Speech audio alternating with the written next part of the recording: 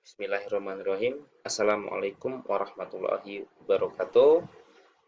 Video ini merupakan video lanjutan video sebelumnya yang mengenai bagaimana cara melakukan penelitian data sekunder. Dalam melakukan penelitian data sekunder, ini yang penting. Yang penting banget adalah manajemen data sekunder. Kenapa manajemen data sekunder ini perlu sekali? Nah, ini saya akan menjelaskan. Ini, kenapa harus manajemen data? Yang pertama, jumlah responden dalam dataset penelitian yang diberikan oleh lembaga-lembaga terkait ini sangat besar sekali, sangat banyak sekali. Bisa 1.000, bisa 2.000, bisa 3.000, ya ini banyak sekali.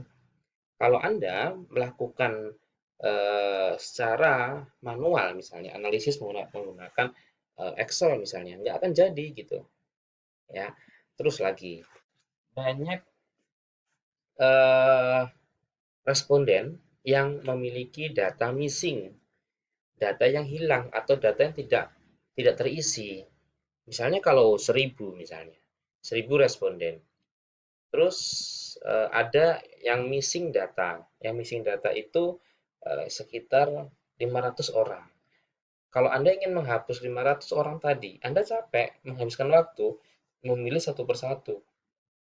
Begitu ya. Terus lagi misalnya, Anda ingin mengubah, ya Anda ingin mengubah data dari data numerik ke kategori. Nah, ini juga perlu gitu. Jadi sebetulnya eh, manajemen data, ya manajemen data selain respondennya banyak, biasanya juga menyesuaikan definisi operasional. Contoh nih misalnya di data hasil survei, ya data hasil survei itu memberikan data numerik, misalnya numerik misalnya. Numeriknya adalah tinggi badan, berat badan, sama umur. Terus Anda ingin mengkategorikan indeks massa tubuh, ya indeks massa tubuh. Sedangkan survei itu tidak menyediakan indeks massa tubuh. Berarti Anda harus apa? Anda harus memanajemen data perkalian dan pembagian. Rumusnya IMT adalah tinggi berat badan per tinggi badan dalam meter kuadrat, ya. Terus itu diubah ke IMT. Nah, sekarang IMT itu Anda ingin mengkategorikan obesity, overweight, sama underweight, misalnya seperti itu, normal juga misalnya. Berarti kan Anda harus memanajemen data itu, mengubah dari data numerik ke kategori. Ya, nah, di sini saya sudah langsung mengatakan numerik kategorik. Ya, itu Anda harus menguasai, ya. Anda harus mengingat kembali materi semester 3 dulu, gitu ya. Terus yang nomor 2, manajemen data manajemen data sederhana. Ini menggunakan SPSS. Karena ada beberapa data dari penyedia data, dia itu tidak mau menggunakan SPSS, tapi menggunakan aplikasi yang lain, misalnya Stata, ya atau yang lainnya lah, begitu. Yang ketiga, beberapa hasil riset ini tadi ya harus diolah menggunakan aplikasi lain seperti Stata karena fitur SPSS tidak ada. Tapi untuk yang saya berikan ini kita menggunakan SPSS, gitu ya. Ini harus Anda harus punya nih aplikasi SPSS nih ya. Oke, selanjutnya ini langkah-langkahnya ya. Ini langkah-langkah tadi ya. Kalau yang tadi ya di video sebelumnya itu langkah dari mendapatkan data hingga analisis data.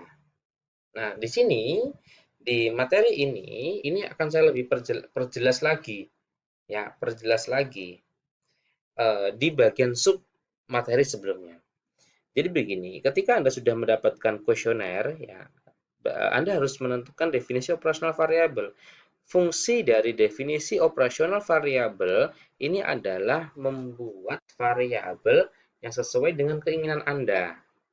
Contoh misalnya, di kuesioner atau dataset itu memberikan data numerik seperti tinggi badan, berat badan, misalnya begitu. Tapi Anda ingin menggunakan IMT, Anda ingin mengkategorikan overweight, underweight, normal, ya, obesity, Anda harus membuat definisi operasional, mengubah ya, bagaimana mengubahnya, apa yang diubah, Anda harus membuat definisi operasional. Nanti di materi selanjutnya, saya akan menjelaskan bagaimana membuat definisi operasional. Terus selanjutnya adalah ketika Anda sudah mendapatkan data, Anda silakan cek kelengkapan variabelnya, datanya, apakah ada yang missing, apakah ada yang kurang, ya. Ini harus Anda perhatikan. Nah, ini yang penting. Ini materi hari ini, manajemen data. Nah, manajemen data ini saya sangat menganjurkan sekali Anda mengingat materi semester 3 dulu terkait manajemen data, recording, computing, clear missing, ya, select cases, dan lain-lain. Nah, ini nanti saya akan mengajarkan fungsi-fungsinya juga. Begitu. Ya, jadi itu ya. Jadi manajemen data ini sangat penting sekali, recording, computing, missing data, select cases, dan lain-lain. Ya, begitu.